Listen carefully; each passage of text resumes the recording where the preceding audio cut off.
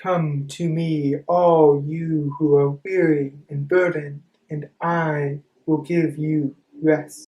Take my yoke upon you and learn from me, for I am gentle and humble in heart, and you will find rest for your souls. For my yoke is easy and my burden is light. These words were spoken by Jesus, who also said, Blessed are you when people insult you, persecute you, and falsely say all kinds of evil against you because of me. Rejoice and be glad, because great is your reward in heaven. For in the same way they persecuted the prophets who were before you. Insult and persecution don't sound very easy or light to me. In fact, it sounds to me like following Jesus can be very difficult at times. So what does Jesus mean when he describes this new, old way of taking God's yoke? I'm first reminded of the old way that we see in Exodus. God is speaking to Moses and says, Therefore, say to the Israelites, I am the Lord, and I will bring you out from under the yoke of the Egyptians. I will free you from being slaves to them, and I will redeem you with an outstretched arm and with mighty acts of judgment.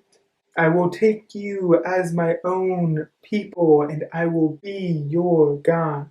Then you will know that I am the Lord your God, who brought you out from under the yoke of the Egyptians.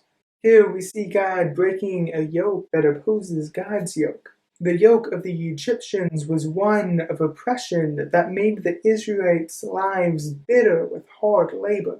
The Egyptians worked the Israelites ruthlessly until God said, No more. I will bring you out from under the yoke of the Egyptians. I will deliver you from oppression.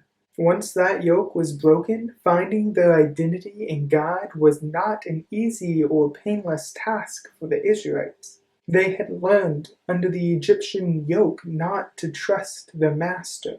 Relearning how to trust is a long, hard process that can include many growing pains. Even though God continued to provide for the Israelites time and time again after delivering them from their Egyptian yoke, the Israelites struggled to trust God. Yet, in spite of all of the mistakes and failures of the Israelites that are recorded throughout Exodus, the book ends with them being God's people. Then the cloud covered the tent of meeting, and the glory of the Lord filled the tabernacle. So the cloud of the Lord was over the tabernacle by day, and fire was in the cloud by night, in the sight of all the house of Israel during all the travels. After being freed of the yoke of the Egyptians, the Israelites are beginning to learn what it means to take on God's yoke. Within the midst of talking about his yoke, Jesus makes a claim that you will find rest for your souls. Jesus' yoke is one that makes us lie down in green pastures, that leads us beside quiet waters, that restores our souls. Being yoked with God doesn't exempt us from hard times. It means that even though I walk through the valley of the shadow of death, I will fear no evil, for God is with me. Being yoked to God places us on the path to learn the righteous ways of God, and the righteous ways of God lead to healing.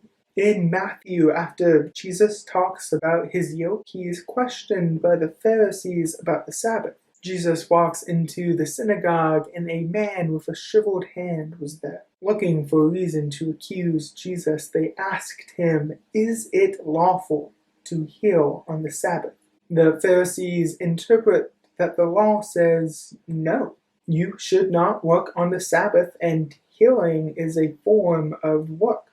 Jesus says to them, If any of you has sheep and it falls into a pit on the Sabbath, will you not take hold of it and lift it out? How much more valuable is a man than a sheep? Therefore, it is lawful to do good on the Sabbath. Then he said to the man, Stretch out your hand. So he stretched out his hand, and it was completely restored, just as sound as the other. This is what God's yoke looks like. It's healing instead of oppression. The Pharisees tried to turn the righteous ways of God into an oppressive system that would allow them to assert their power over others. Jesus works to remind everyone that oppression is not part of God's yoke. As when the Israelites were enslaved in Egypt, God wants to break oppressive yokes. God's yoke is one of rest and healing because God is full of gentle humility instead of oppressive power.